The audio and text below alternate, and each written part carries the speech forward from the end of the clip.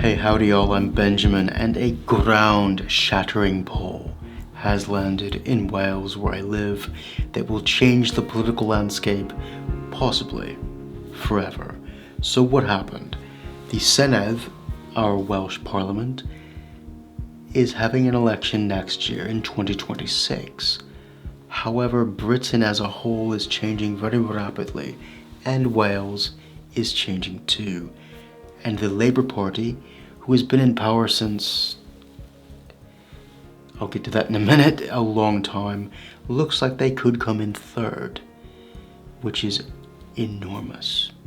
So in order to explain what happened, I need to explain what has happened. First, let's go back to the 1920s. The First World War had happened. Industrialization had already come in, but it was causing class resentments.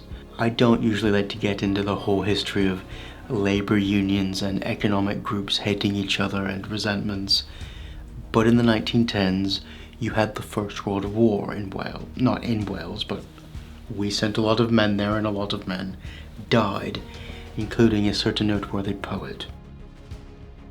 And it scarred our society. In combination with this, the labor union movements, which had anti-Semitic undertones, let's be honest, had been growing for decades at this point.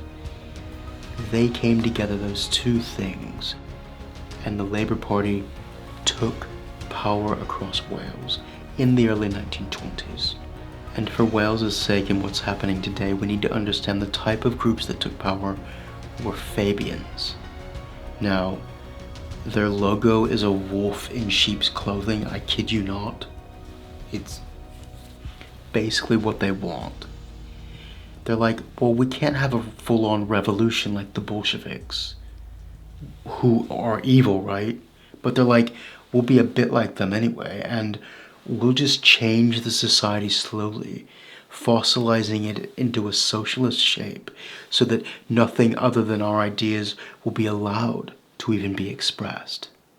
We'll hijack the institutions. And that's kind of what this Labour Party has been doing over the last 100 years, trying to fossilize and rigidize Welsh society so that other ideas are not allowed to exist outside this semi-socialist framework. And as the rest of the world has let go of such primitive ideas, like, you had the regimes in Albania and Romania, Russia, lots of regimes across Africa, South America, we in Wales have still this one party that's lorded over us and imposed this Hegelian view of the world in which there's an oppressor and oppressed group that are in eternal conflict. And that's the backdrop, that party has ruled us for a century, and it's suffocating. I'm just thankful that more Welsh people are beginning to understand and wake up out of this, that we don't have to live this way. However, the question is, if you have a status quo that's been in place for a century, what is going to replace it? When Llywelyn the Great came to power in 1200, around that time, he replaced a status quo of bickering and infighting, fighting each other, and he used a Franciscan church order to replace others. When Glyndŵr revolted, he used humanism and divine right, attacking another old order.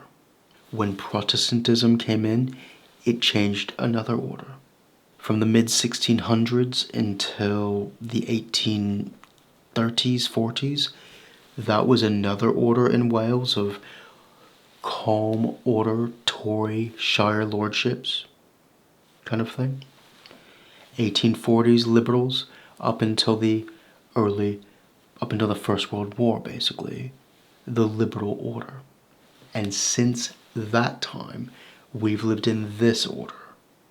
And it looks now, this poll has shown, the order that we've lived in since the 1920s break apart. So here's the poll. These are percentage points, not seats. Plaid Cymru, 30%.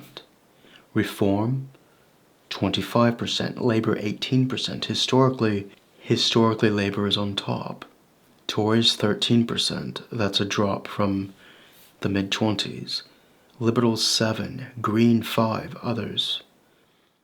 This is massive because if anything, even remotely similar to that takes place, we're seeing a new moral framework come in. That idea of the party that came in after the First World War, that wanted to nationalize everything within a British framework of centre-left, slow Bolshevikism, of Fabianism, that's going away. It's not relevant to our time. It's not relevant to anything that I've ever known in my life. And I'm glad more Welsh people are seeing that it's time for something else. That period in our history is over. But what's coming next, these two parties, Plaid Cymru and Reform, that's quite a change. It's not one party that's going to dominate this time, if this poll is true. And this has serious ramifications for our society because it's a cleaving, it's a hemorrhage. We're splitting into two rival camps, and camps that I'm a bit concerned about. The map would look something like this, but it could be even worse for Labour. They could merely hold on to the areas around the capital. Labour could be reduced to a bunch of upper-class media types, government administrators drinking their soy milk lattes with organic fair trade strawberries whilst looking down at the common people with contempt for daring to suggest we control immigration. Labour has become the party of progressivism. Their heartland really does not like that. They're out of touch. But Plaid Cymru is also expanding as well because a lot of people from their areas have moved into the areas around Cardiff over decades now and are changing the culture around Cardiff. The Welsh people in the valleys are very Welsh and very proud of their identity, and I'm glad that not all of them are going one way.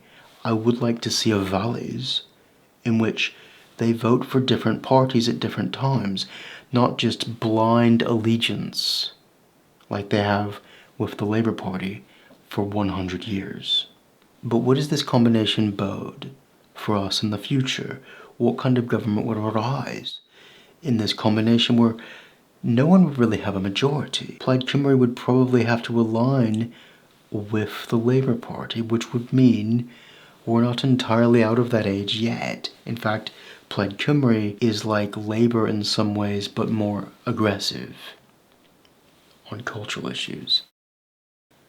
And there is a possibility that they, to form a government, align with the Liberals and the Greens. Let's look at these two, Reform and Plaid Cymru. If this is the new duopoly in Welsh politics, how is this going to change our country? You could have a situation where either Reform aligns with the Tories to form a Welsh government, or Plaid Cymru aligns with other groups to form a Welsh government. This puts me in a difficult situation because each one of these two, Reform and Plaid, oppose something that's very core to who I am, but in different ways. So you have the rabid English nationalists in Wales who, let's be honest, they loathe the language. Some of them, not all, to be fair. And that's a core part of who I am. If I'm living in Wales, I want the language everywhere. However, Plaid Cymru, on the other hand, how can I put this? They are anti-Zionists. And I'll get into this in a minute, but it's an essential part of my religion. So Do you go with the anti-Welsh or the anti-Jews? I'm worried about the future of this country.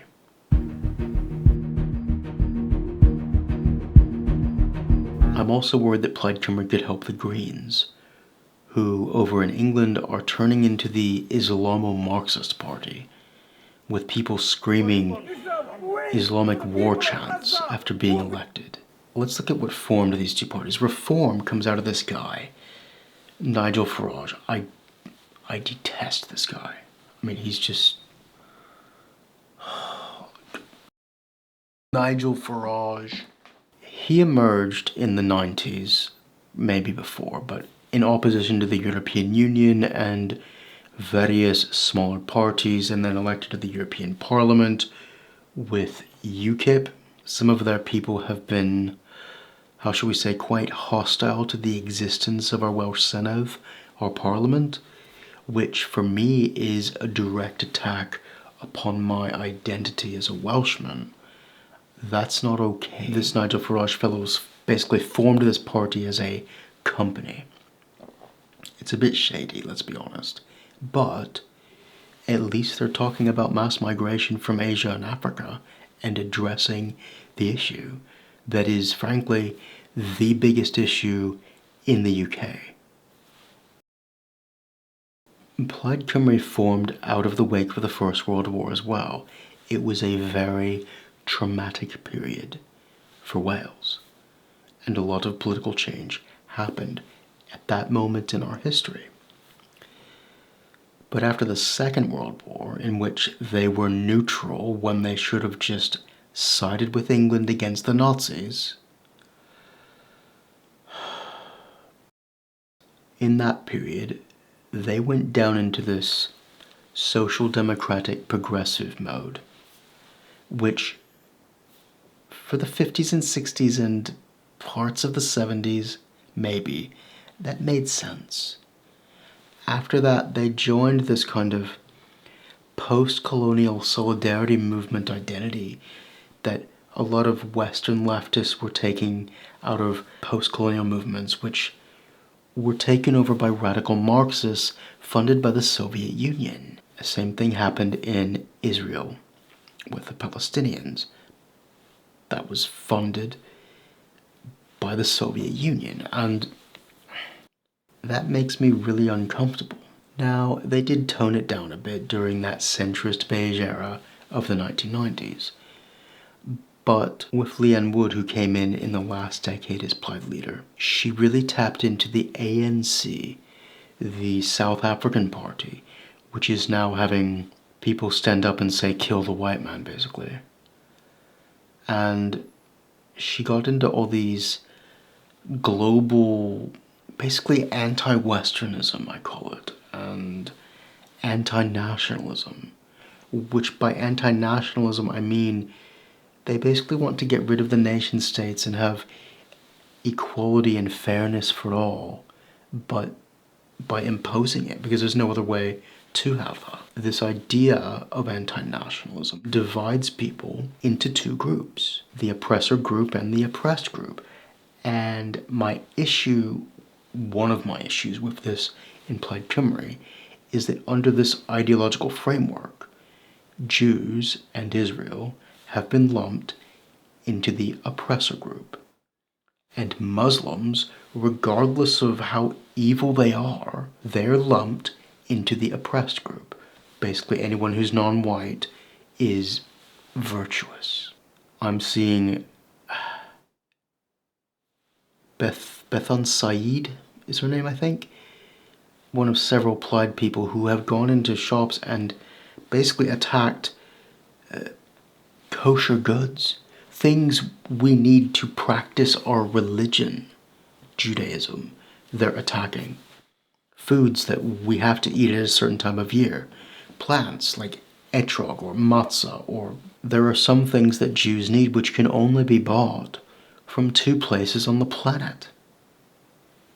America and the Eastern Seaboard, a lot, but mostly Israel. We need goods from Israel to practice our religion. I think a lot of this comes from what Welsh nationalism grew out of, It grew out of a nonconformist Christian concept of self-righteousness.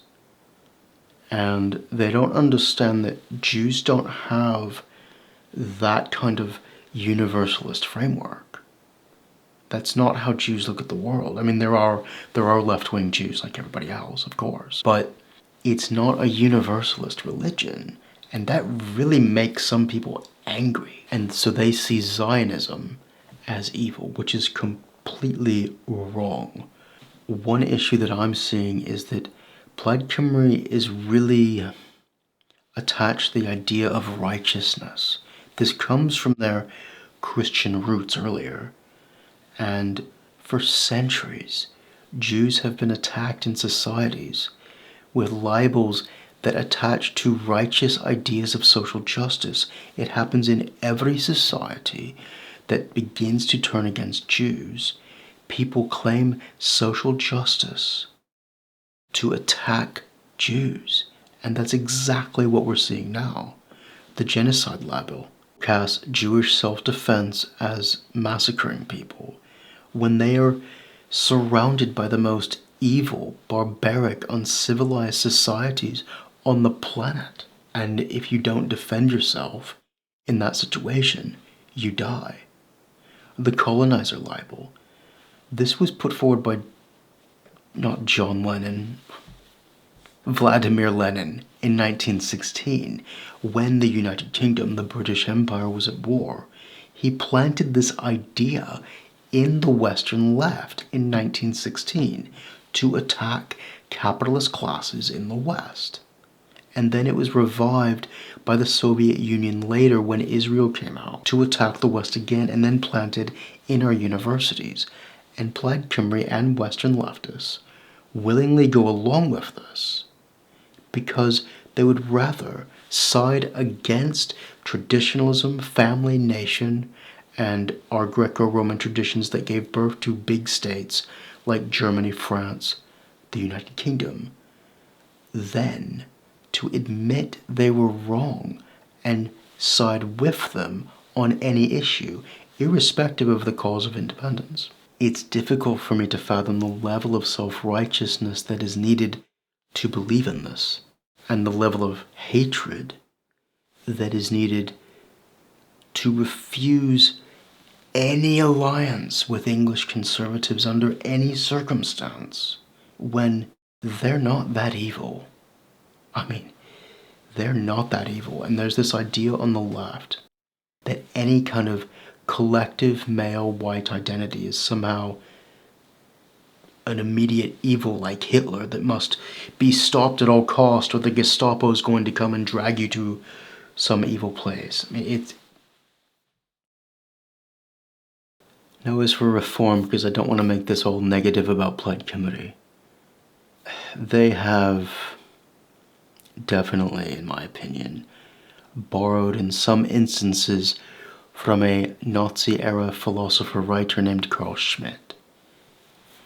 Now, we need to understand that not all Nazis are the same, not all Nazis are equal, and some of them were just normal, innocent people.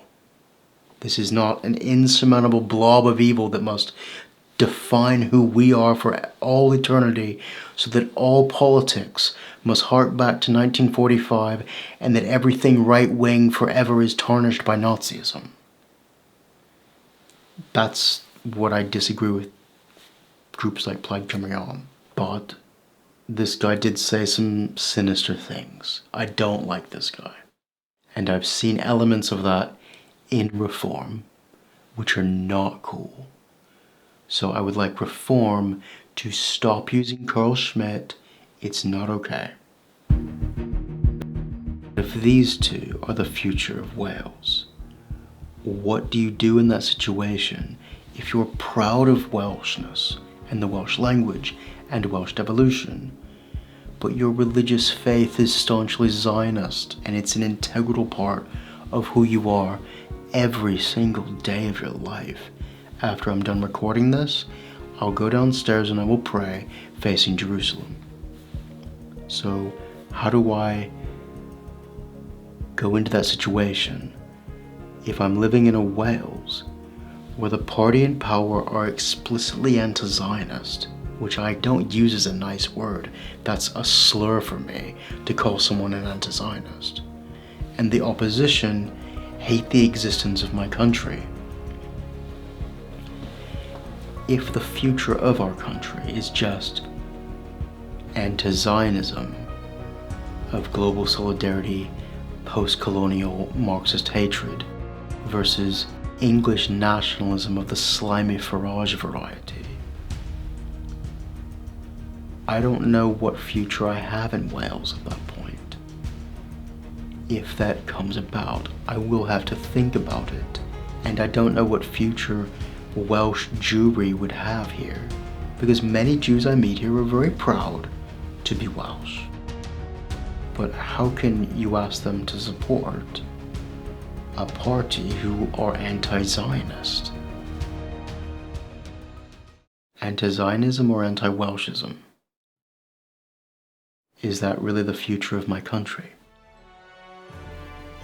May I take this time to thank my Patreons on the screen now.